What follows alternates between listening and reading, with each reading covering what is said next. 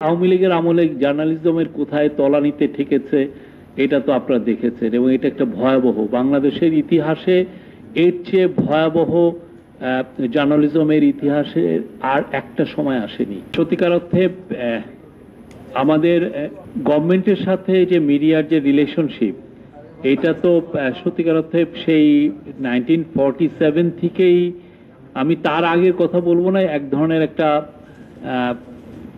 এই রিলেশনশিপটা কোনো সময় ভালো জায়গায় যায়, কোনো সময় খুবই তলানিতে থাকে। এবং এই যে আমরা যে ফ্রিডমটা, জার্নালিস্টরা যে ফ্রিডমের কথা বলেন বা যে ফ্রিডমটা আমরা চাই, সেটা সব সময় আমাদের হয় না। কেন হয় না, এবং সেক্ষেত্রে গভর্নমেন্ট কিভাবে ডিফেন্ড করেন, সেই জায়গাগুলো আমরা খুব, আমি দেখি নাই যে খুব ভালোভাবে অ্যানালাইজ করতে।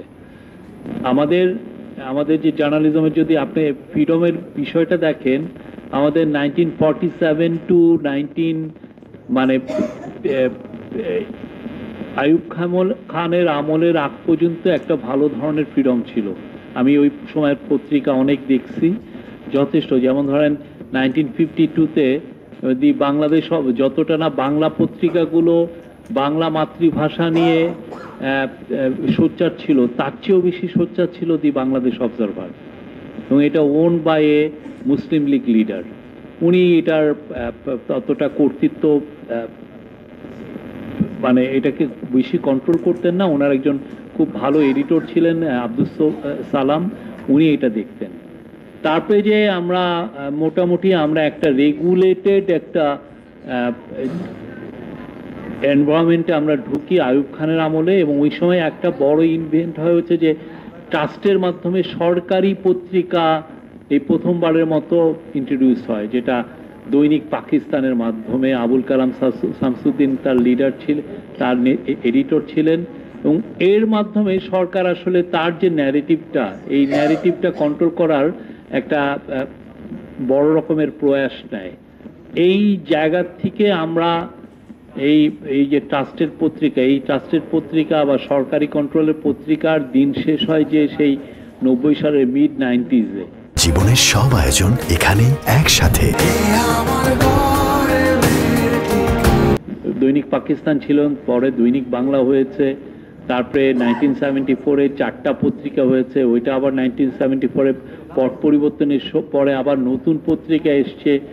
কিন্তু সত্যিকার অর্থে আমাদের জার্নালিস্টরা ট্রু ইন্ডিপেন্ডেন্স, যেটা আমরা বলি যে আমি যা লেখে আমি যা কিছু লিখতে পারি, সেটা সত্যিকার অর্থে তারা এনজয় করেছেন হচ্ছে কেয়ারটেকার গভর্নমেন্টের সময়। এটা আমি বলতে পারি, এটা ইটস বিটুইন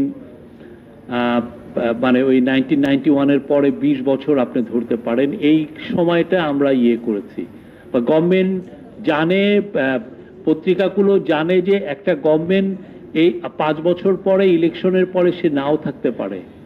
তার এই জানার কারণে সে এম্পাওয়ার্ড হয়েছে, যে সে মনে করে যে ওকে, এটা তো এই গভর্নমেন্ট তো এভারলাস্টিং না। আর যখনই সে জানে এই গভর্নমেন্ট এভারলাস্টিং না, তখন সে কিন্তু হাত খুলে লিখতে পারে, কারণ এই গভর্নমেন্টের শেষ আছে।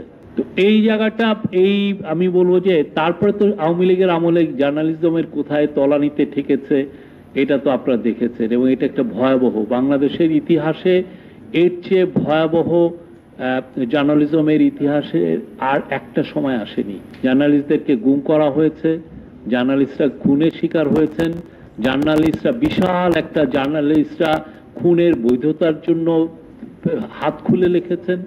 একে আপনার আমার যাতে একটা বড় জনগোষ্ঠীর আপনার অধিকার কেড়ে নেওয়ার জন্য জার্নালিস্টরা কাজ করেছেন।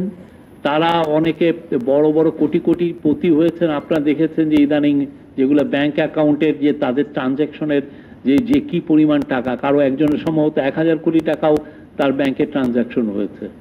তো এই যে জার্নালিস্টরা মানে দুর্বৃত্তায়ন যেই পর্যায়ে গিয়েছিল, এই জায়গা থেকে তো আমরা বেরিয়ে আসছি।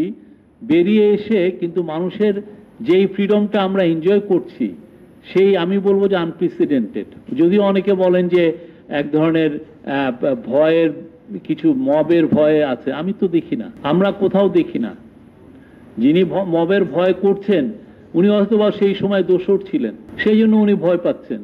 এখন আপনি যদি দোষর হন, আমি তো আপনার পাপটাকে তো আমি ক্লিন আপ করব না। আপনি লেখেন, কিন্তু বাইরের দেশে তো এটার একটা ক্লিন আপের সিস্টেম আছে। ওরা একটা পত্রিকা তার 15 বছরে কি জার্নালিজম করেছে সে অম্বুডসম্যান রেখে দেখে যে আমি কি জার্নালিজম ঠিক করেছি না বেঠিক করেছি। তারপরে জনসম্মুখে জানায় যে না, আমি এই ইরাক ওয়ার কাভারেজটা আমি যেটা করেছি এটা বাজে ছিল, এটা এন্টি পিপল ছিল, এটার ফলে আমি একটা দেশকে ধ্বংস করার বৈধতা দিয়েছি কিছু লোককে। যেমন তখন সে সেইটাকে জনসম্মুখে জানিয়ে সরি বলে সে আবার নতুন শুরু করে, কিন্তু এখানে তো সেটা নাই।